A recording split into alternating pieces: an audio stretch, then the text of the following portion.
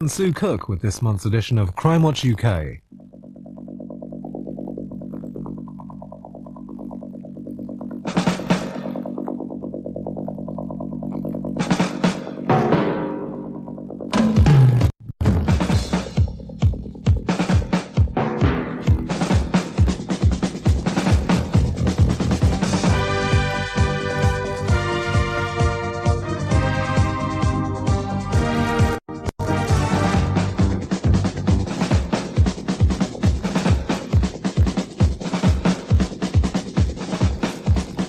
Hello, good evening. You may recall the remarkable courage of a victim of sexual assault who appeared here on the programme back in March, appealing for help to find her attacker. She'd been waylaid on a golf course and was saved by a golf player who heard her cries. Her assailant fled, leaving behind a mountain bike. Well, we can now reveal that two men were so moved by the victim's appeal that they identified their own brother as the offender. They'd had suspicion since the programme, but they hadn't seen him for weeks. And then one night he turned up covered in mud after an attack on another woman. After a struggle, they persuaded him to give himself up. Last week at Manchester Crown Court, a man pleaded guilty to no fewer than 17 serious sexual assaults and was given 3 life sentences. We'll have more progress to report on other cases later in the programme. Our first film tonight is a murder case. John Reynolds lived with his wife Alison and 2 children near the village of Rushden in Northamptonshire. On Monday the 18th of October, he was killed. No one who knew John can understand why anybody should want to murder him, but there's little doubt that someone wanted him dead. Our reconstruction begins the week before his death. Somebody had been looking to buy a second-hand, low-powered motorcycle. A Kawasaki Z200 was advertised in the 5th of October edition of the London small ads magazine, Loot.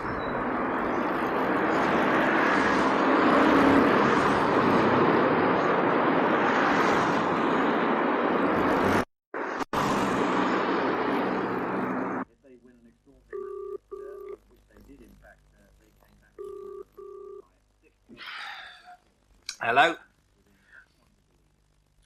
Yeah, it's still available. There's a Kawasaki Z200, yeah. Well, I'm in Deptford. Did it take you off to get you? No, it only took me 20 minutes. I came through the dark tunnel. All right, well, this is the bike. Yeah, I remember the night he came round to buy the bike because it was the night of the Eubank fight. Didn't seem the sort of guy to be buying a bike, you know. He spoke quite well and seemed to know exactly what he wanted. It's reliable, though. Oh, yeah. I'll start it up for you. Yeah, he's about, I'd say, early 30s, 5'11" to 6 foot tall, blonde hair. He was effeminate from his actions. How much do you want for it? Well, £180 and no offers is what I advertised. I'll give you 150. Cash. All right, as there's no papers or anything, go on. Done.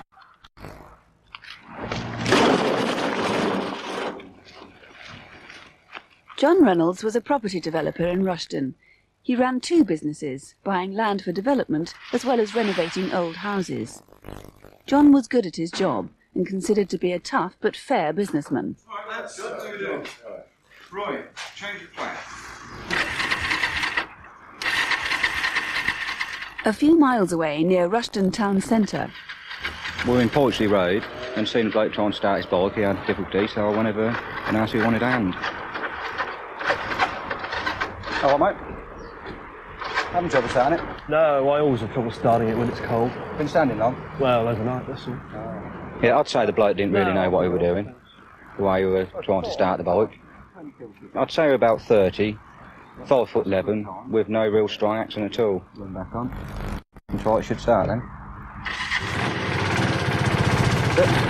Okay. Start. the bike was identical to the one that had been sold in Deptford, but the frame and panniers had been resprayed black. It had been seen throughout the past week, parked here in Pytchley Road, 4 miles from where John Reynolds lived with his wife and family. How's it going? Great. Well, just finishing the drawing off. What do you think? Yeah, it's pretty good, isn't it? Yeah. John lived for his work. He thoroughly enjoyed it. It was never a chore, it was more a hobby. And he used to say how lucky he was doing something he really enjoyed. We got married 18 years ago. And he was just a complete happy family man. That's all you can say about him, really. He was cheerful, kind, and just a very bright, sort of sparky person. It's Sunday the 17th of October. This man was coming back from a fishing trip a few miles south of Rushden. It was shortly before 11 a.m. when I was approaching the A6 road junction. I saw a red Audi approaching me from the right, followed by a motorbike. They were driving very near to each other, but the motorbike attracted my attention because of the big white fairings. After following the vehicles for a couple of miles, it became plainly obvious that they were together, and seeing how near the bike was constantly being driven to the Audi, I thought these two are obviously up to something. The Audi turned right and he indicated right. The driver of the motorbike didn't indicate, didn't even look round, and followed almost as if he was a trailer being towed by the Audi. The road they had turned into was Avenue Road, where John Reynolds lived.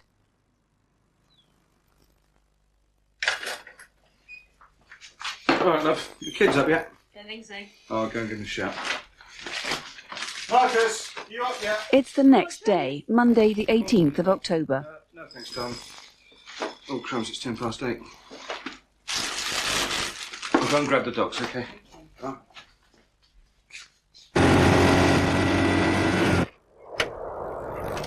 Come on.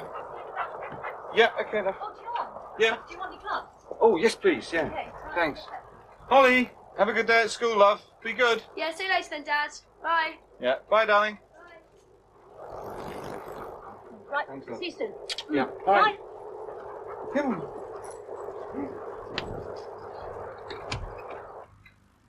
There was nothing out of the ordinary. It was a typical morning. John went off as he's gone off hundreds of times before. Hi, Robert, how are you? Not so bad. How are you, John?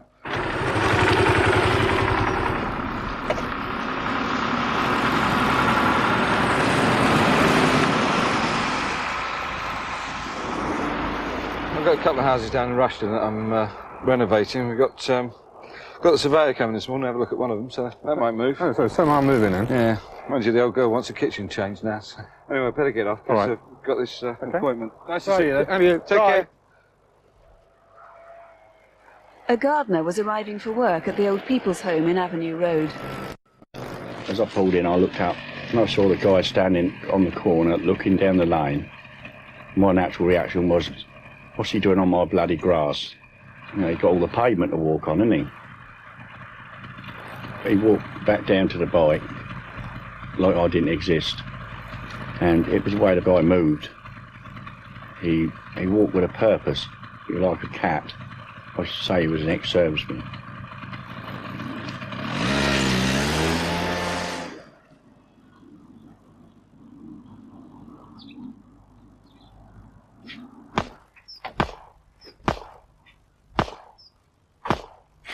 I thought, bugger, that's close. You know, a bit close for comfort for shooting rabbits or something.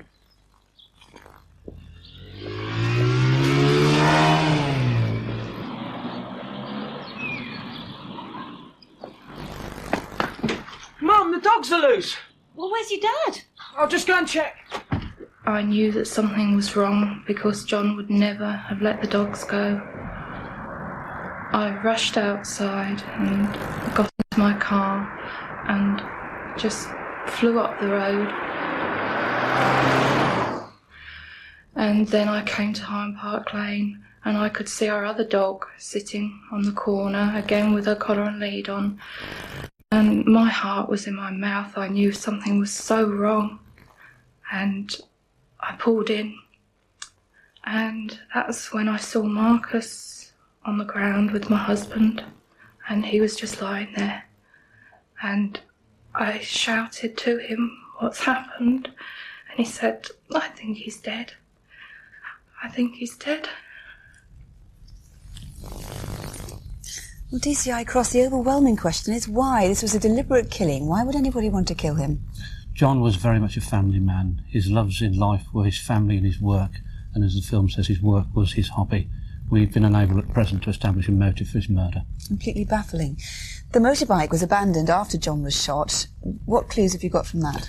Yeah, the motorcycle was a Kawasaki Z200, found abandoned in Pytchley Road on Tuesday the 19th of October. The strange thing about that was that the bike was chained up when abandoned. We've had a number of sightings of that bike between the 11th and the 19th of October in Pytchley Road, and we very much believe that the person using that bike was living locally, and we'd like to hear from anybody who saw the bike either on the 18th of October, the morning of the murder, or at any time in the week prior. And where would he have gone after he'd abandoned the bike? We believe after he abandoned the bike, he was a passenger in a red Audi that shot out of Pytchley Road into the Wellingborough at about 8:50 a.m. on the morning of the murder. There were 3 people in the Audi, and the rear passenger was a blonde-haired individual. Now, that blonde-haired individual has a rather similar description to the man that the witness described who bought the bike in Deptford. Yes, that's right. This blonde individual, about 5 foot 11 inches tall, about 30 years old, well-spoken individual with a southern accent, who at the time he bought the bike in Deptford had an expensive, loose-fitting white silk shirt on. And he may have contacted other advertisers, this man, in search of a bike. Yes, indeed, and we're interested if he did contact other advertisers, that they get in touch with us, have a look at their photo fit, see if they know him, if he contacted them more. If anybody visits him in a red Audi, then we're anxious to connect the Audi, the bike and the photo fit. And if you saw strangers near Avenue Road that Monday morning, the 18th of October, or on the day before, if you know anything at all that just might help, please do ring us. Here in the studio, we're on 0500 600 600, or you can contact DCI Cross's colleagues direct. That number's 0604 703 503. That's 0604, the code for Northampton, 703 503. Photo call last month has so far yielded only one arrest. The man, bottom right in the album, was wanted in connection with a series of deceptions in which money was obtained from women. At the night of the programme, a man phoned the police in Sunderland and asked them to meet him on a street corner. They did, and he was subsequently arrested and charged with 5 offences. Let's change to this month's Gallery of Faces and hear Superintendent David Hatcher and Detective Constable Jackie Hames to take us through December's photo call. Avtar Singh was last seen 2 months ago in Drongan, Scotland. Strathclyde police urgently need to speak to him in connection with a murder. On the 4th of October, outside the Armagh Brasserie in Seafield Road, Ayr, a fight broke out in the early hours of the morning. Ansar Shah was stabbed. He was a 36-year-old family man who worked at the restaurant. We believe Avtar Singh may have vital information. Mr. Singh is probably better known as Tony Singh and sometimes uses the family name Dari. It's thought he may now be living in London or the West Midlands. If you have any information as to his whereabouts, we'd like to hear from you. Do you recognise this man? If so, you might be able to help Hertfordshire police solve a violent attack. In January this year, the man attempted to use a stolen credit card at a clothing shop in St Albans. When he tried to pay for his goods, staff became suspicious and the manager tried to detain him. Moments later, outside the shop, the manager was severely beaten, suffering head injuries and broken ribs. The attacker fled, but where is he now? He's in his mid-20s, 5'8" and of medium build with cropped dark hair. He has a London accent. If you know him, please ring us now. Our colleagues in Manchester need your help to find this man, 62-year-old Frank Embury. They would like to speak to him in connection with a number of serious sexual offences. Between January 1989 and October 1990, 8 young girls were indecently assaulted in the Wythenshawe and Brooklands area of South Manchester. Their mothers had been targeted by a man who, after gaining their trust, indecently assaulted their daughters. Frank Embury is 5'7" of medium build with receding brown hair. He could have changed his appearance. He may now have a beard. He sometimes wears a hat and perhaps he's no longer wearing glasses. If you know where he is, please call. If you run an employment agency, you may have come across this man, John Dempsey Blackstock. Colliston 3 Forces would like to speak to him in connection with a series of thefts and deceptions.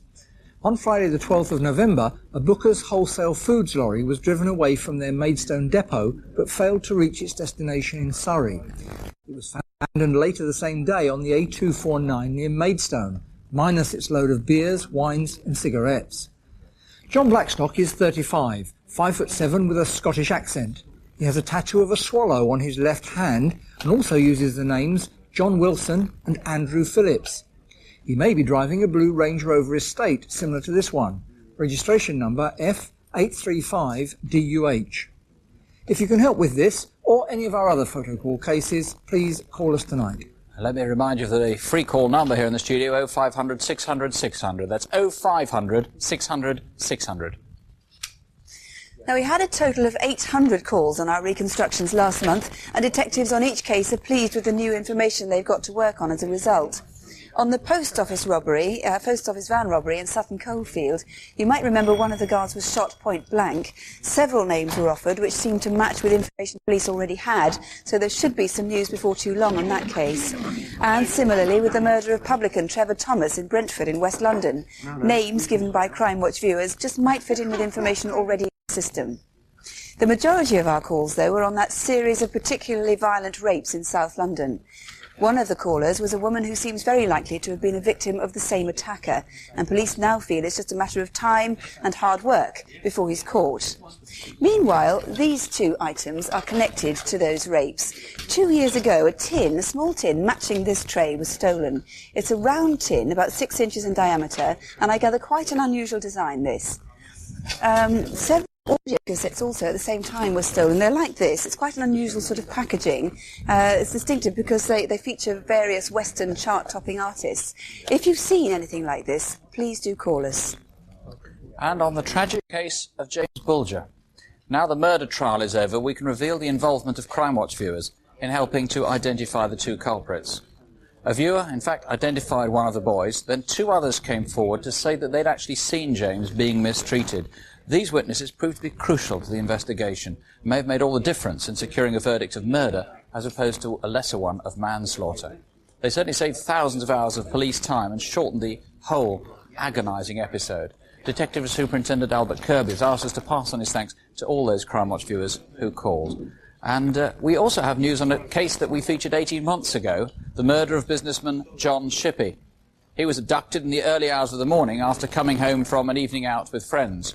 During the programme, we were given the name of a suspect, and as a direct result of that, a man was arrested. 2 days ago, he was sentenced to life imprisonment.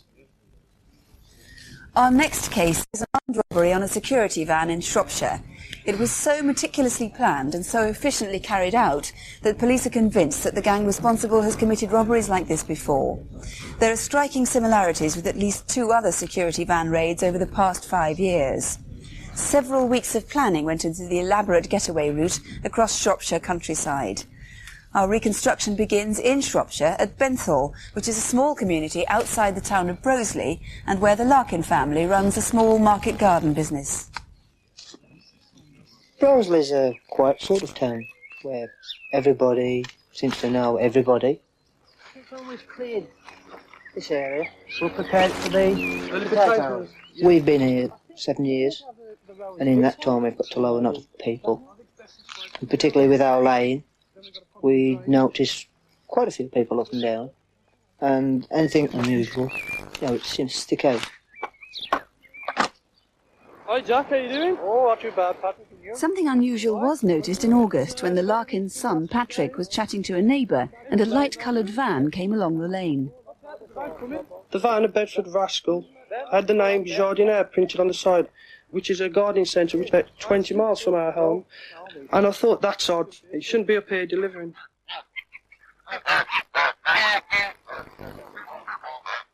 15 minutes later, the van passed by again, this time heading back towards Broseley. In fact, Patrick saw the van 3 times that day. I'll give you a hand with that drum. 2 miles away and 3 weeks later, the van was in the area again. 2 forestry workers saw it near Willey Pools, this time closely followed by another dark-coloured van. We can tell a strange vehicle, more or less straight away. We know all the local people and all the local vehicles. The chap in the Rascal van shielded his face as he got to us, and the bloke following in an escort van was a coloured fellow, and he just didn't bother, he just drove by. It was only the man in the Rascal van shielding his face that made us at all suspicious. A few days after that, on September the 20th, villagers in Broseley itself were noticing strangers, this time in a beige-coloured Rover parked opposite the greengrocer. having worked there like for sort of 8 years, you tend to get to know the people that walk up and down the street because they're the same faces day in, day out. Oh, look at them 4 men lying there. Oh, I don't know them. One chappie that got into the front passenger side started staring at me in a very sort of unusual manner. I mean, the whole time he was staring at me. I didn't in the end take the registration number of the car because I was watching this chap. The next day, it's 10:45 and Lloyd's Bank in Broseley are expecting a delivery.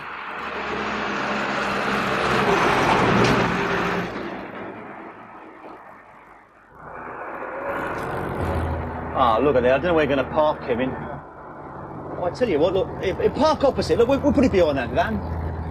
Okay.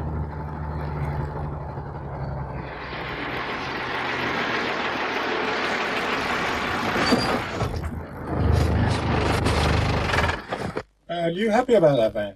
Yeah, there's nobody in it. Has Mick told control we're here? Yes, he has. It's all right, I'll check it out properly when I get out. Out of bed! I said out of bed! I came out to empty my bucket into the street and something just wasn't quite right. Then as I looked I could see a man lying face down on the floor behind the van. And the next thing he just disappeared.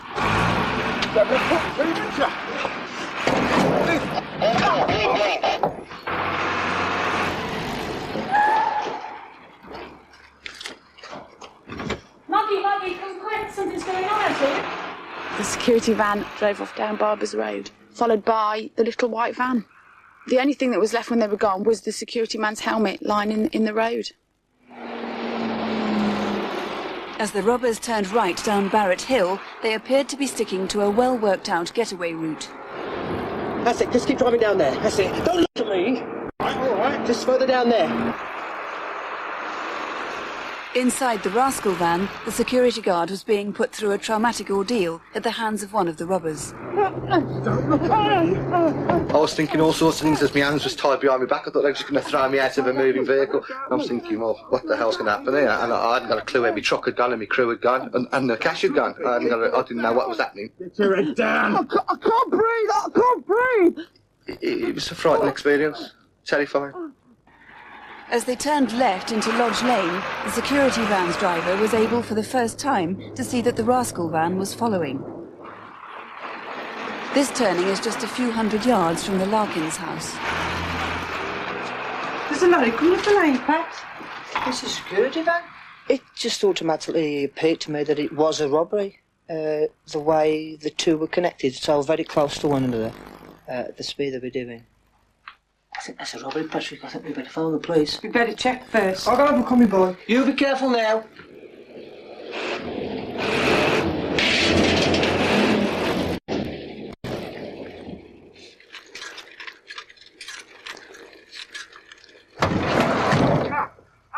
When I got out of the van at the field, I could see my security truck actually bogged down in the field. For some reason, I thought he was going to shoot me now. He doesn't need me. He's got me truck. This way, come on, down, come on, down. I could hear my guard opening the back up. At that time, a couple of times, I was thinking, well, I'm no used to him now. None of us are. And at that time, I thought, well, he's going to shoot. Don't look at me. Don't you look at me. Go, let's go.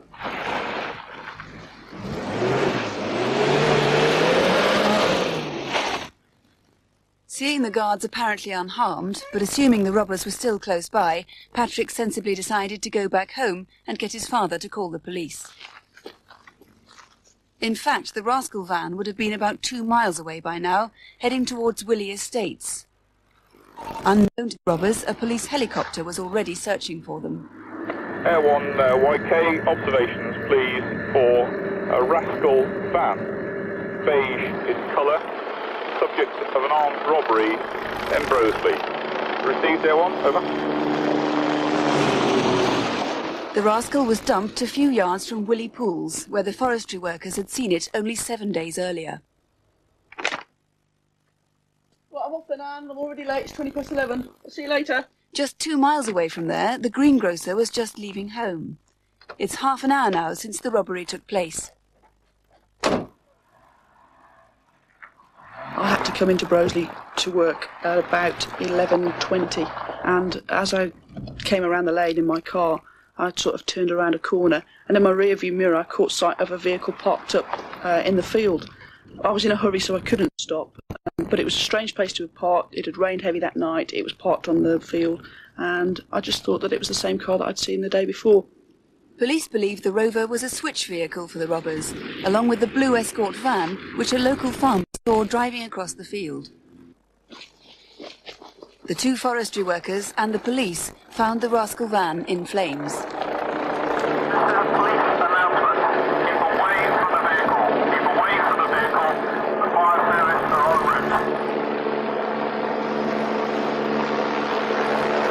We'll start with that rascal van, DI Pleasure. It had been stolen by the company, had been sold rather by the company called Jardineri sometime before the robbery. Yes, it was. It was sold on the 12th of March at the ADT car auctions.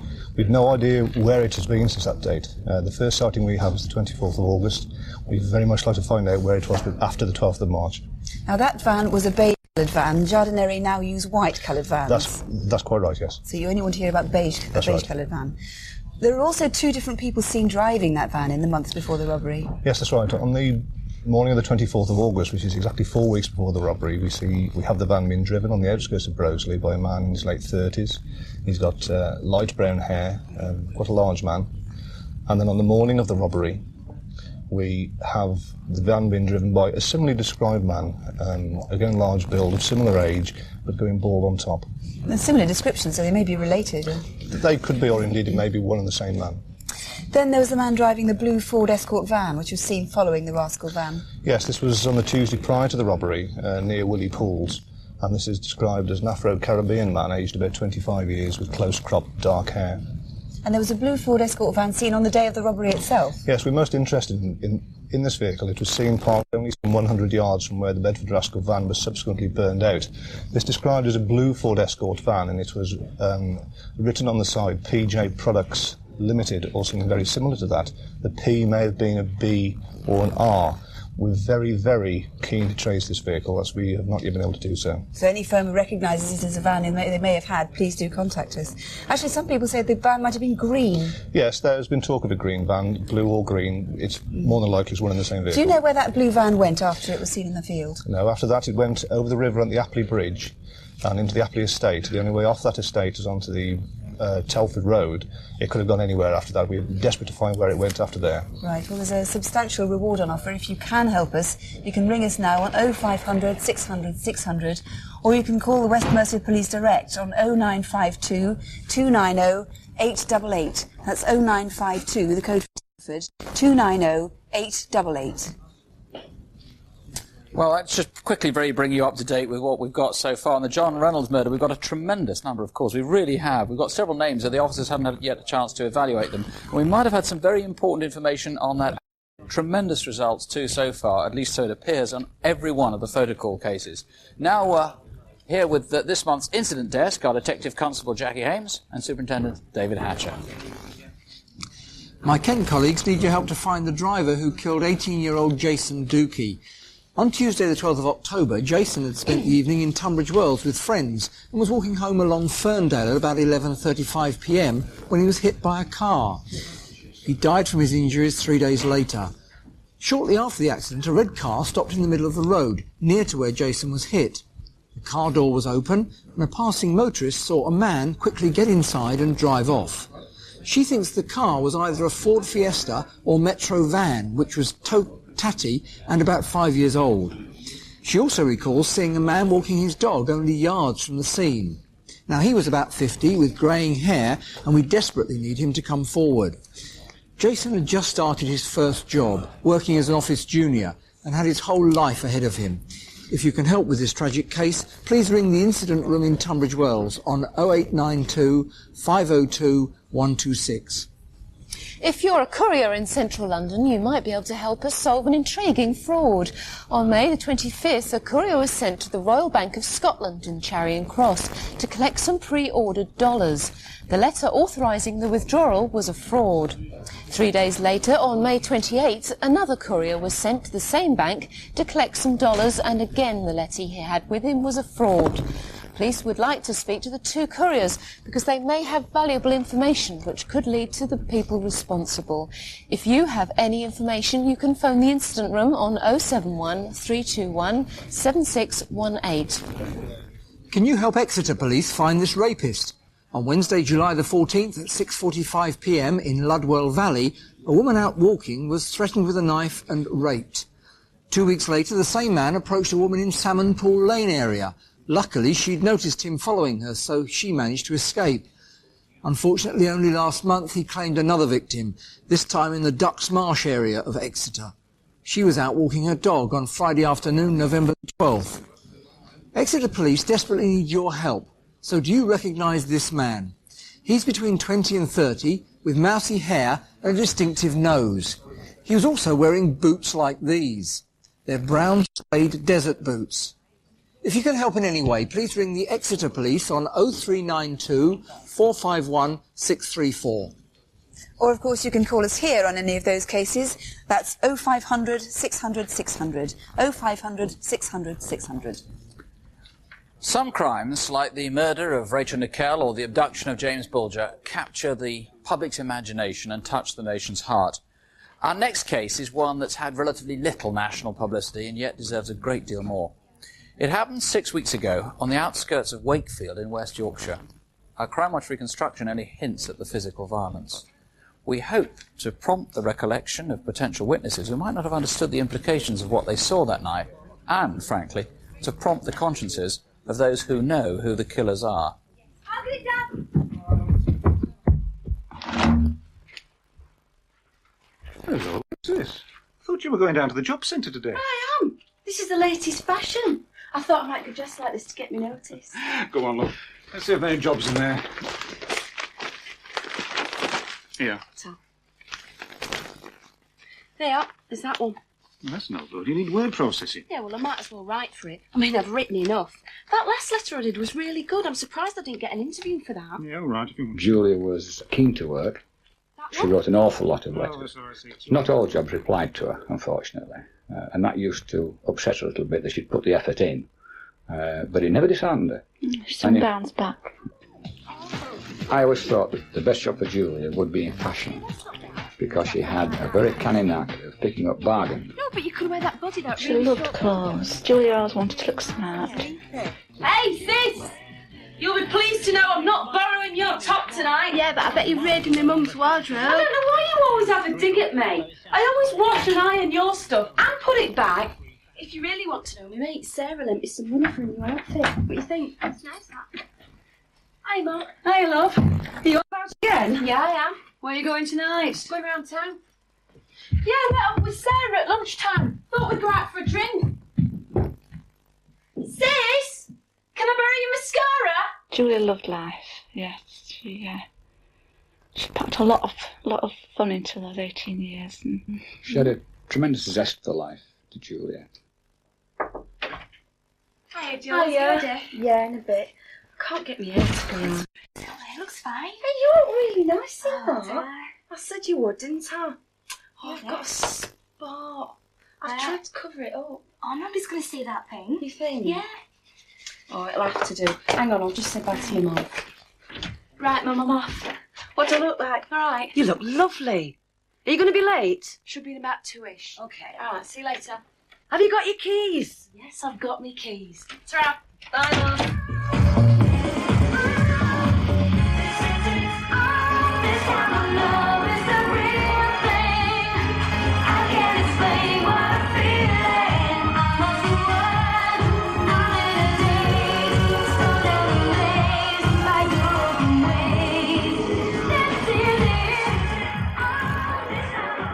Julia and her friend Sarah had spent the night in several clubs and pubs in the Westgate area of Wakefield. As they were leaving at 2 a.m, they met an ex-boyfriend of Sarah's, and Julia was none too pleased. Are we going? Because you said we were going home in a taxi. I'm not having here all night. No way. You said we were going home together. Don't start, Julia. Julia resigned herself to going home alone. Look, if you want to go off with him, that's fine. Go on. Can you lend me some money for a taxi? Only I haven't got any. Here, I'll lend you £5. Oh, thanks ever so much. Are you sure you're going to be alright? Yeah, I'll be alright. Well, look, we'll walk you to taxi rank. Look, I'm a big girl now. I'll be alright. I'll see you tomorrow. Ta-ra. Julia didn't get a taxi. For some reason, perhaps to save the money, she decided to walk home. We always told Julia that if she missed the bus or she'd run out of money for a taxi, she must ring home. This was impressed on her from a very early age. And Julia's always done that many times. It's just completely out of character for her to walk home. Julia's 5-mile journey home to Crofton would have been a long and lonely walk at 3 in the morning. Several people recall seeing her, noticing she was barefooted and wearing thin clothes for such a cold night. This lorry driver and his wife remember Julia, and someone else out late that night. We saw a man walking on his own. Further along the road, we saw a young girl. She didn't look to be panicking. She wasn't looking over her shoulder. She was just looked as if she was walking home. A few minutes later, a local resident in Doncaster Road remembers seeing a young woman talking to someone outside the Stoneleigh Hotel. It's now around 3:30.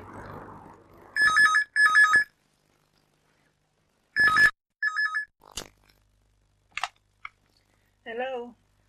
Hiya, it's Julia. Julia, what are you doing at this time in the morning? I don't even think Sarah's in yet. I don't think she's in. All right, bye. No one knows why Julia called Sarah, or where she found a phone. Was it this box in Montague Street just down from the Stoneleigh Hotel? Or was it from somebody's house? And who was it who woke a resident in nearby Gordon Street? Leave her alone! 2 hours later, around 5:45 a.m, Julia was somehow back on the Doncaster Road, where a motorist saw her in the company of 3 people. They looked like they'd been out all night. I got a good look at the first girl.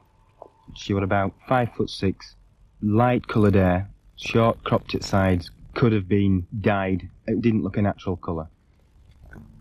As the couple walked past, unsteady, I saw another girl. As she came round the car, she actually looked as if she was going to ask me for assistance.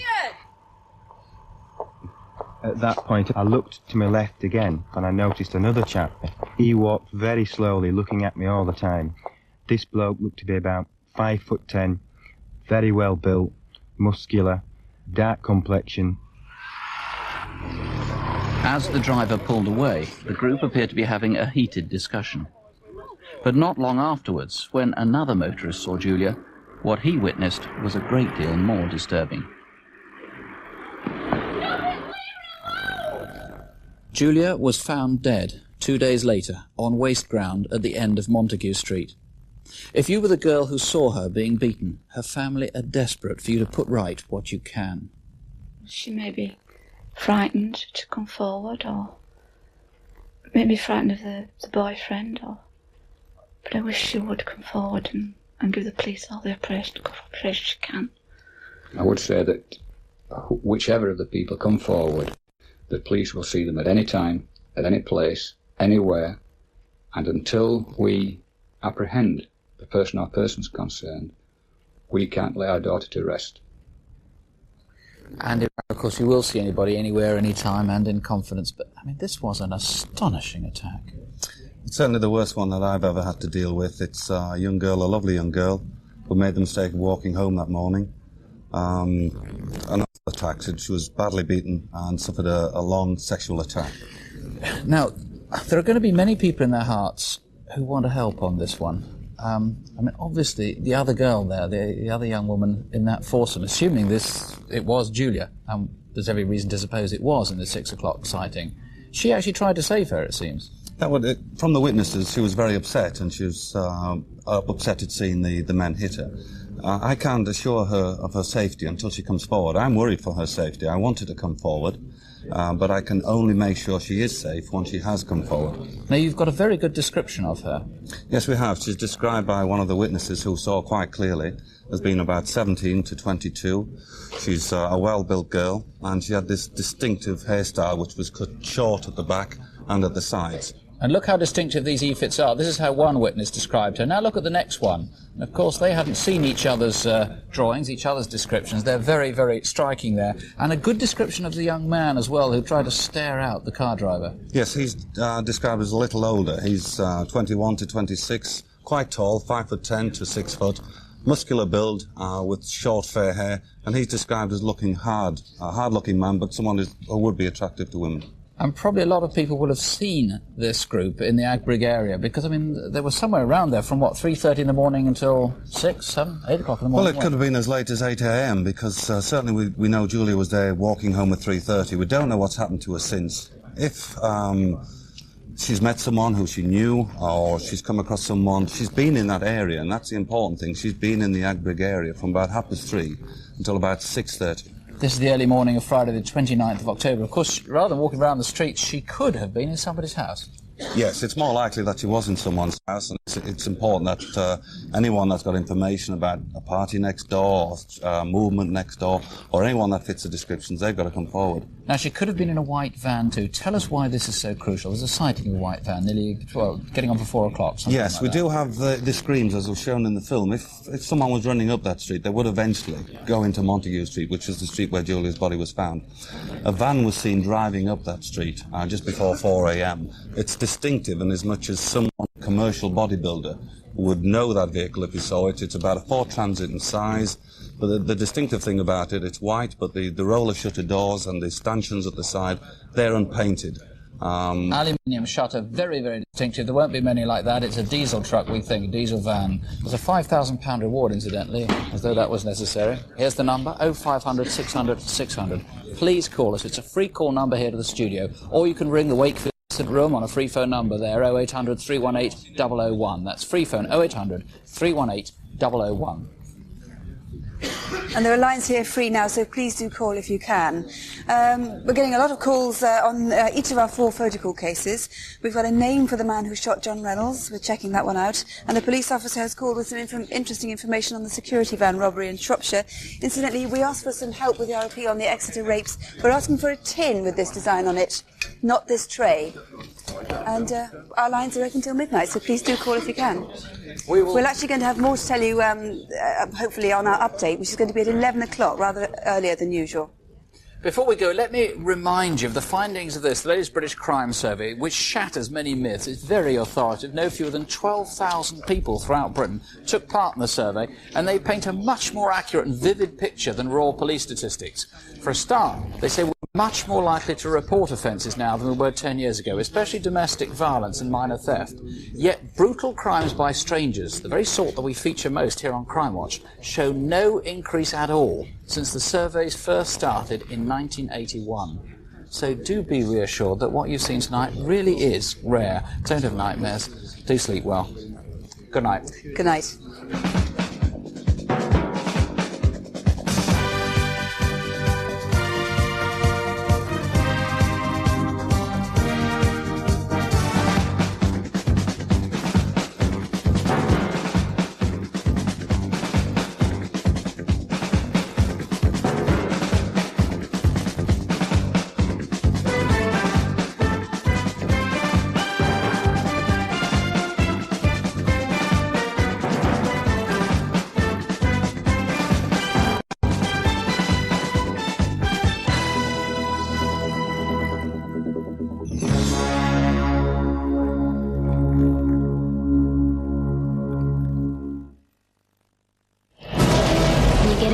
And fly away alone, sometimes you don't come back.